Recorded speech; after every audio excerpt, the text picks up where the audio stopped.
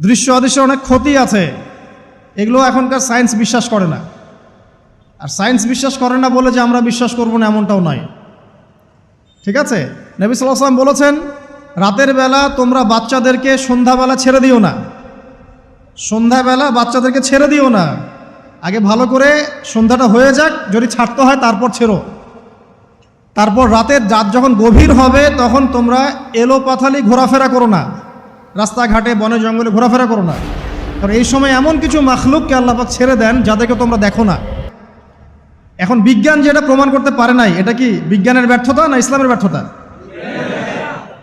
যদি বৈজ্ঞানিকভাবে আপনি প্রমাণ করতে না পারেন তাহলে সেটার কোনো অস্তিত্ব নাই।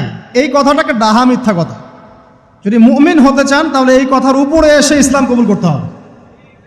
যদি মুমিন মুসলিম হতে চান এই কনসেপ্টটার ঊর্ধ্বে এসে ইসলাম কবুল করতে হবে।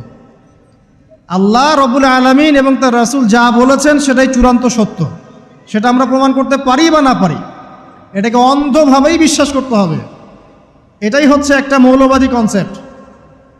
আর এভাবে ইসলামের মৌলিক বিষয়গুলোকে না মানলে কেউ মুসলিমই হবে না। কথা কি বুঝতে পারছেন? আচ্ছা, তিনি বলছেন রাতের বেলা এমন কিছু মাখলুক বের হয় যাদেরকে তোমরা দেখো না। দুষ্ট জিন বের হয়। কি বের হয়? জিন জাতি নাই পৃথিবীতে? আল্লাহ পাক সূরা জিন নামে একটা গোটা সূরা নাজিল করেছেন, করেন নাই? হাফেজ আছে না এখানে মানুষ?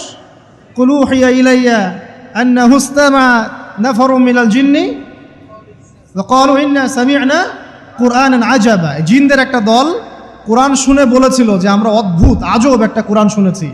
তারপর তারা গিয়ে তাদের কওমের কাছে ইসলামের দাওয়াত দেয়, ওই কওম ইসলাম কবুল করে। এটা নবী সাল্লাল্লাহু আলাইহি ওয়াসাল্লামের জীবনের সেই সময়কার ঘটনা, যখন নবীজি তায়েফ থেকে ফিরে আসছেন, তায়েফবাসী তাকে অত্যাচার করলো, তিনি নাখলা উপত্যকায় এসে নামাজ পড়ছেন, ওই নামাজের কেরাত শুনে জিনরা ইসলাম কবুল করেছে। তো সূরা জিনে আল্লাহ পাক এই কথা নাজিল করেছেন। তো আল্লাহ পাক যে বলছেন জিন জাতি আছে, আল্লাহ কি মিথ্যা কথা বলছেন? নাকি নাসা যখন বলে এলিয়েন আছে তখন ওইটা সত্য, আর আল্লাহ বলছেন জিন জাতি আছে, এটা মিথ্যা? তা আমাদেরকে আবার নতুন করে মুসলমান হওয়া লাগবে এখন না? আমাদের কনসেপ্ট চেঞ্জ হয়ে গেছে। আবার দেখেন আল্লাহ পাক বলছেন সূরা জারিয়াতের 56 নম্বর আয়াতে, ওয়ামা খালাকতুল জিন্না ওয়াল ইনসা ইল্লা লিয়াবুদুন, আমি জিন আর মানুষকে শুধু আমার ইবাদত করার জন্যই সৃষ্টি করেছে। তাহলে দুটো জাতি পাওয়া গেল, জিন এবং মানুষ। জিন কিসের তৈরি? আগুনের তৈরি। মানুষ কিসের তৈরি? কাদামাটি। ফেরেশতা কিসের তৈরি? নূরের তৈরি। তো এই যে সৃষ্টির বৈচিত্র্য, এটা কার কার সৃষ্টি? তো সেই আল্লাহ পাকের জ্ঞান সবচেয়ে বেশি না আমার জ্ঞান সবচেয়ে বেশি? সে আল্লাহর পক্ষ থেকে যখন কোরআন এবং হাদিস নাজিল হবে তা আমি অন্ধভাবে মানব না, নাকি আমি আল্লাহকে চ্যালেঞ্জ করবো ইবলিসের মতো? ইবলিস আল্লাহকে চ্যালেঞ্জ করছে না, খলাকতানি মিন নার ওয়া খলাকতাহু মিন তিন, আমি কেন আদমকে সেজদা করতে যাব? আমি কেন আদমকে সেজদা করতে যাব? আপনি আদমকে সৃষ্টি করেছেন মাটি দিয়ে, আমাকে সৃষ্টি করেছেন আগুন দিয়ে, তাহলে আমি আদমের চাইতে সুপিরিয়র, আমি আদমের চাইতে সেরা, তা আমি কেন ওকে সেজদা করতে যাব? তো ইবলিস আল্লাহকে চ্যালেঞ্জ করলো না? তো এখন আমরা যারা আল্লাহকে চ্যালেঞ্জ করছি, এখন এই বিশ্বে যারা আল্লাহকে চ্যালেঞ্জ করছে, কোরআনকে চ্যালেঞ্জ করছে, হাদিসকে চ্যালেঞ্জ করছে, এরা কি আল্লাহর অনুগত বান্দা না ইবলিসের এজেন্ট? এরা এই চ্যালেঞ্জিং ফিলোসফিটা পেল কোথা থেকে? ওই ইবলিস থেকে। ইবলিস থেকে এই ফিলোসফি এসেছে। আর ইবলিস তো এখনো মরে যায় নাই, মরে গেছে, বরং সে এখন প্রবীণ বয়স্ক হয়ে গেছে, তার অভিজ্ঞতা এখন অনেক বেশি। তার অভিজ্ঞতা কি বেশি? দেখবেন ইবলিস সবার আগে আদম সন্তানের গা থেকে কাপড় খুলে ফেলেছিল, জানেন? আপনাকে দেখাচ্ছি, সূরা আরাফ পড়েন। সূরা আরাফের মধ্যে আল্লাহ পাক বলছেন, ইয়া বানি আদম, হে আদম সন্তান, লা ইয়াফতিনান্নাকুমুশ শাইতান, হে আদমের সন্তানরা তোমরা শুনে রাখো, শয়তান ইবলিস যেন তোমাদেরকে ফিতনায় ফেলতে না পারে। কে বলছেন? আল্লাহ। কিরকম ফিতনা? ইয়ানজিউ আনহুমা লিবাসাহুমা, যে ইবলিস তোমাদের বাবা মায়ের গা থেকে কাপড় খুলে ফেলেছিল। ইয়া বানি আদম লা ইয়াফতিনান্নাকুমুশ শাইতান কামা আখরাজা আবাওয়াইকুম মিনাল জান্নাহ ইয়ানজিউ আনহুমা লিবাসাহুমা। আল্লাহ পাক বলছেন, হে আদমের সন্তানরা তোমরা সতর্ক থেকো, ইবলিস যেন তোমাদেরকে ফিতনায় ফেলতে না পারে, যেমন করে সে তোমাদের বাবা এবং মাকে জান্নাত থেকে বের করে দিয়েছিল এবং তাদের গায়ের কাপড় খুলে ফেলেছে। কখন কাপড় খুলে গেছে জানেন? যখন ওই যে গাছের কাছে তারা চলে গেলেন, ওই যে এই গাছের কাছে যেও না, ওয়ালা তাকরাবা হাদিহিশ শাজারা, তোমরা এই গাছের কাছে যেও না। যখনই তারা গাছের কাছে গেলেন, ফল খেলেন, সাথে সাথে গায়ের কাপড় খুলে পড়ে গেছে। এর আগ পর্যন্ত দুজন জানতেন না কার লজ্জাস্থান কেমন। এই ঘটনার পর একে অপরের লজ্জাস্থান উন্মুক্ত হয়ে যায়। তারপর তারা জান্নাতের পাতাগুলো ছিঁড়ে ছিঁড়ে লজ্জাস্থান ঢাকতে লাগলেন। তাহলে ইবলিস আমাদের পিতামাতাকে প্রতারিত করে ধোকায় ফেলে গা থেকে কাপড় খুলে ফেলেছে না? কথা কি বুঝতে পারছেন? এটাই আল্লাহ পাক বলছেন, তোমাদের কাপড় যেন তারা খুলতে না পারে, তোমাদেরকে যেন হে আদম সন্তান ইবলিস ফিতনায় ফেলতে না পারে। তাহলে এখন আপনি বলেন, এই বিংশ শতাব্দীতে এসে, একবিংশ শতাব্দীতে এসে যারা মুসলিমদের গা থেকে কাপড় খুলে ফেলতে চায়, এরা কার এজেন্ট? এরা কার এজেন্ডা বাস্তবায়ন করছে? প্রমাণ হিসেবে কি আমি নিজের মন করা কথা বললাম, না কোরআন থেকে দলিল দিলাম? কোন সূরা? সূরা আরাফ এর প্রথম 3টা পৃষ্ঠা পড়েন, ডিটেইলস লেখা আছে। আর আল্লাহ পাক বলেছেন, ওয়ালাকাদ ইয়াসসারনাল কুরআনা লিযিকরি ফাহাল মিন মুদ্দাকির, কোরআনকে আমি বোঝার জন্য একদম সহজ করেছি, যে কেউ কোরআন বুঝতে পারবে ইনশাআল্লাহ। খালি পড়ে দেখো, ফাহাল মিন মুদ্দাকির, কেউ কি আছো কোরআন উপলব্ধি করবে? তো কোরআন বুঝতে হবে স্বচ্ছ মন নিয়ে। বিরোধিতা করার মন নিয়ে যদি কোরআন বুঝতে যান তাহলে আপনি বিভ্রান্ত হয়ে যাবেন। স্বচ্ছ মন নিয়ে, একটা কলবুন সালিম নিয়ে, আত্মসমর্পণের নিয়াতে আপনাকে কোরআন বুঝতে হবে। দেখবেন আল্লাহ আপনাকে হেদায়েত দিবে ইনশাআল্লাহ। আল্লাহ পাক আমরা সবাইকে কোরআন বোঝার তৌফিক দান করুন। তো যেটা বলছিলাম প্রিয় ভাইরা, রাতের বেলা এই সব প্রাণী বের হয়, নবী সাল্লাল্লাহু আলাইহি ওয়াসাল্লাম বলেছেন, অতএব আপনাদের বাচ্চা যারা আছে এদেরকে সন্ধ্যাবেলায় বাইরে ছেড়ে দিবেন না। এখন কিন্তু প্রচুর ঘটনা ঘটছে, প্রচুর জিনঘটিত ঘটনা ঘটছে, রুকিয়া করাতে হচ্ছে, জাদুটোনা করা হচ্ছে, বানটোনা করা হচ্ছে না? আর অনেক সময় আমরা মনে করি, এখন সায়েন্সের যুগ তো, মানুষ মনে করে এগুলোর কোনো ভিত্তি নাই মনে হয়। কোরআন বলছে জাদু সত্য। কে বলছে? কোরআন বলছে জাদু সত্য। কোন সূরা? সূরা বাকারা আয়াত নাম্বার 101। সূরা বাকারা আয়াত নাম্বার 101, 102 পড়ে দেখেন। ওয়াত্তাবাউ মা তাতলু শায়াতিন আলা মুলকি সুলাইমান, এই আয়াতটা পড়েন, বিশাল একটা আয়াত আছে। ওয়ামা কাফারা সুলাইমান ওয়ালাকিন্না শায়াতিন কাফারু ইউআল্লিমুনা আন-নাসা সিহর। এই সিহর দিয়ে কি হতো? মা ইউফাররিকুনা বিহি বাইনাল মারই ওয়া যাওজি। সুলাইমান আলাইহিস সালামের সময় এই জাদুবিদ্যার প্রচলন ছড়িয়ে পড়ে। এই জাদু মানুষ শিখে কি করছিল? নারী পুরুষের মাঝখানে, স্বামী স্ত্রীর মাঝখানে বিভেদ সৃষ্টি করছিল। এখন দেখেন না, পরিবারের স্বামী স্ত্রীর বন্ধন ভেঙে যায় না?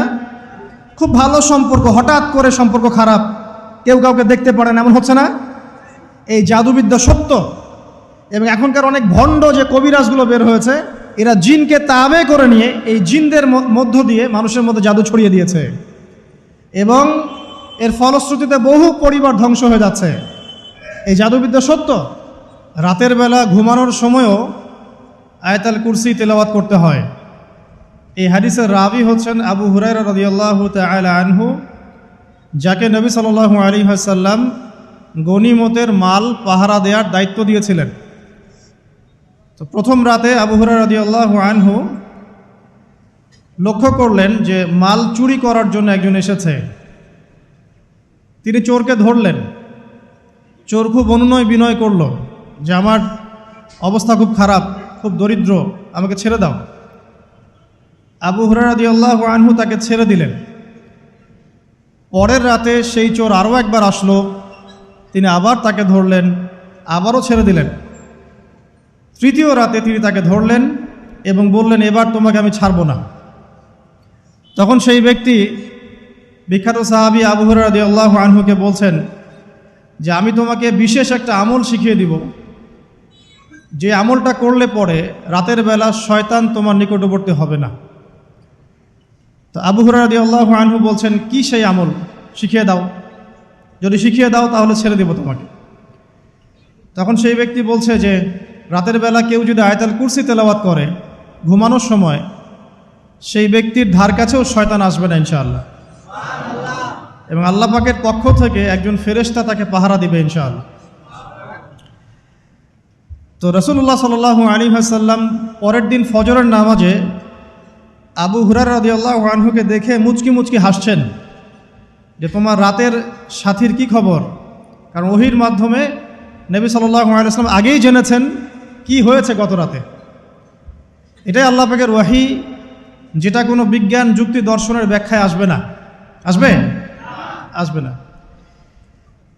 তো আবু হুরায়রা রাদিয়াল্লাহু আনহু বলছেন যে আমি তো ইয়া রাসূলুল্লাহ তাকে ছেড়ে দিয়েছিলাম, পরে আবার এসেছে, আবার ধরেছি, আবার ছেড়ে দিয়েছি, আবার এসেছে, এবার ছাড়বো না পণ করেছিলাম, কিন্তু এবার সে আমাকে একটা আমল শিখিয়ে দিয়েছিল, তো এই আমল শেখানোর বদৌলতে আমি ওকে ছেড়ে দিয়েছি। কি আমল? রাতের বেলা আয়াতুল কুরসি তেলাওয়াত করলে শয়তান নিকটবর্তী হবে না, এবং রাতের বেলা একজন ফেরেশতা আল্লাহর পক্ষ থেকে ওই ব্যক্তিকে পাহারা দিবে ইনশাআল্লাহ। তো রাসূলুল্লাহ সাল্লাল্লাহু আলাইহি ওয়াসাল্লাম বলছেন এই কথা শুনে যে তোমার কাছে এসেছিল সে হচ্ছে ইবলিস, শয়তান। সে যতগুলো কথা বলে তার বেশিরভাগ কথাই সে মিথ্যা বলে, তবে এই কথাটা সে সত্য বলেছে। তার মানে আয়াতুল কুরসির ফজিলত কে জানিয়ে দিল? তাহলে জ্ঞান যদি সত্য হয়, জ্ঞানটা যদি সত্য হয়, মানে আল্লাহ এবং তার রাসূলের দলিল থাকে সেখানে, তো সেই সত্য জ্ঞানটা নেয়ার ব্যাপারে কোনো প্রতিবন্ধকতা থাকবে? থাকবে না। যে কোনো ব্যক্তি এমন কোনো কথা বলুক যেটা কোরআন এবং সুন্নাহর সাথে মিলে গেছে, এই কথা নিতে কি কোনো আপত্তি আছে? নাই। আর যে কোনো ব্যক্তি যত বড় আলেম হোক আর স্কলার হোক আর বুদ্ধিজীবী হোক না কেন, তার কথা যদি কোরআন সুন্নাহর সাথে না মেলে সেই কথা কি আমরা গ্রহণ করব? এই সহজ কথাটা মেনে নিলে কিন্তু মুসলিমদের মাঝে কোনো ইখতিলাফ থাকে না। তারপরেও হয়তো কিছু মতপার্থক্য থাকবে, সেটা ইসলামের সৌন্দর্য, সেটা ইসলামের সৌন্দর্য। যেমন আপনি ফজরের আগে বেতরের নামাজ পড়ছেন, তাহাজ্জুদের নামাজ পড়ে বেতরের নামাজ পড়ছেন, তারপরে 2 রাকাত সুন্নত পড়ছেন, তারপরে ফরজ পড়ছেন, ঠিক আছে? এই আমলটা নবী সাল্লাল্লাহু আলাইহি ওয়াসাল্লাম কর্তৃক স্বীকৃত এবং সুন্নাহ। এখন কেউ যদি ঘুমানোর আগেই বেতের নামাজ পড়ে ফেলে, ঘুমানোর আগেই সে বেতের নামাজ পড়ে ফেলে, শেষ রাত্রে যদি নফল নামাজ পড়ার সুযোগ হয় পড়লো, পড়ে সুন্নত পড়ে ফজরের 2 রাকাত ফরজ পড়লো, তার আমল কি বাতিল? তো বেতরের নামাজ ঘুমানোর আগে পড়লেও চলে, শেষ রাত্রে পড়লেও চলে। ইসলামের এটা সৌন্দর্য না? সৌন্দর্য। মনে করেন যে আপনি জোহরের আগে, ফরজ নামাজের আগে 4 রাকাত সুন্নত পড়লেন, পড়েন না? আচ্ছা, এটা হাদিস থেকে প্রমাণিত তো? আচ্ছা, কেউ যদি 2 রাকাত সুন্নত পড়ে হবে না? হবে না? এটার হাদিস নাই? আছে। তাহলে এটা সৌন্দর্য না? এটা সৌন্দর্য। কখন এটা আমল করলেন, কখন ওইটা আমল করলেন। আচ্ছা, এরকম বলতে গেলে রাত শেষ হয়ে যাবে আসলে। মানে অসংখ্য আমল আছে যেগুলো ইসলামের সৌন্দর্য। রাসূলুল্লাহ সাল্লাল্লাহু আলাইহি ওয়াসাল্লাম সাহাবায়ে কেরামের যুগে এভাবেই সাহাবীরা আমল করেছে। আর এখন কি হয়েছে, আমরা ওই যে হাতির 7 কানার হাতি দেখার গল্প আছে না? কেউ বলেছে হাতি হচ্ছে খাম্বার মতো, কেউ বলেছে কুলার মতো, কেউ বলেছে হাতি হচ্ছে কি বলেন, এই যে কি সুচালু কিশোর মতো। আসলে পুরো হাতি সম্পর্কে এদের কারোই ধারণা ছিল না। আমাদের সমস্যা হচ্ছে আমরা ইসলামের অংশ বিশেষকে ফলো করি, এর বাইরে কিছু পেলে আমরা মনে করি সেটা আর ইসলামে নাই। তাই হয় না? আমি যতটুকু জানি বুঝি এতটুকু আমল করি, এর বাইরে যদি কোনো দলিল থাকেও সেটা মানার ব্যাপারে আমাদের আগ্রহ থাকে না। তখনই কিন্তু ইসলামকে নিয়ে আমরা এই যে দলীয়করণে চলে যাই, আর আস্তে আস্তে মুসলিম উম্মার ঐক্যটা নষ্ট হয়। ঐক্য নষ্ট হতে হতে আজকে কি অবস্থা এটা তো দেখতেই পাচ্ছেন। তো আগে ওই জায়গাটা শেষ করি। নবী করিম সাল্লাল্লাহু আলাইহি ওয়াসাল্লাম রাতের বেলা এই আমলটা করতেন। কি করতেন? আয়াতুল কুরসি তেলাওয়াত করতেন। আরেকটা গুরুত্বপূর্ণ আমল, সেটা হচ্ছে সূরা বাকারার শেষের 3টা আয়াত তেলাওয়াত করতেন। কয়টা আয়াত? কোন হাদিসে আছে 2টা আয়াত। এই যে 3টা আয়াত কোন হাদিসে, আবার কোন হাদিসে 2টা আয়াত। কেউ যদি 2টা পড়ে তার আমল কি বাতিল হবে? আর যদি কেউ 3টা পড়ে আরও ভালো, উত্তম। ঠিক আছে, তো শেষের 3টা আয়াত হচ্ছে লিল্লাহি মা ফিস সামাওয়াতি, এখান থেকে নিয়ে ফানসুরনা আলাল কওমিল কাফিরিন পর্যন্ত। নবী সাল্লাল্লাহু আলাইহি ওয়াসাল্লাম বলেছেন রাতের বেলা কেউ যদি এই আমলটুকু করে, শুধু এতটুকুই পড়ে, সূরা বাকারার শেষের 3টা আয়াত বা 2টো আয়াত, সারা রাতের জন্য যথেষ্ট হয়ে যাবে ইনশাআল্লাহ। আমাদের এই ভিডিওটি যদি আপনার ভালো লেগে থাকে তাহলে ভিডিওতে একটি লাইক দিতে পারেন এবং আপনার প্রিয়জনদের সাথে শেয়ার করতে পারেন, এবং এইরকম আরও ভিডিও পেতে আমাদের ইউটিউব চ্যানেলটি সাবস্ক্রাইব করে পাশে থাকা বেল আইকনটি অন করে দিন।